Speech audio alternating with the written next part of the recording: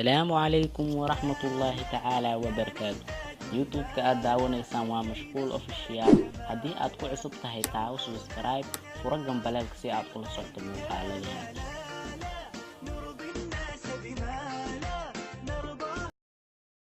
هذا كهر با oday waxa uu bas ka soo raacay kiiloomitir 4 ama lambar 4 baskaasoo aad u buuxay. odaygii wuxuu u socday xaafadda lagu magacaabo macmacaanka. odaygii markuu uu soo dhex galay gaarigii fadhi ayuu ka waayay wuuna istaagay. markaasi odaygii gabar ayaa ka horeysay oo ayadana istaagsanayd. markaa odaygii wuu shiixay maadaama ay wanaagsanayn in gabar laga gadaal maro. markaasi ayuu ka sii jeestay odaygii baakoortii uu sitay ayuu shafqada gashtay. markaasuu baska markuu uu jug dhahaba baakoortii gabadhii ayay gadaal ka mudaa.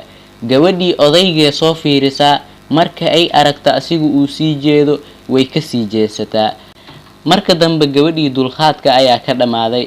markaasay ku dhahday adeer halahaani kadib waxaad ka dareemaye xagee u socotaa.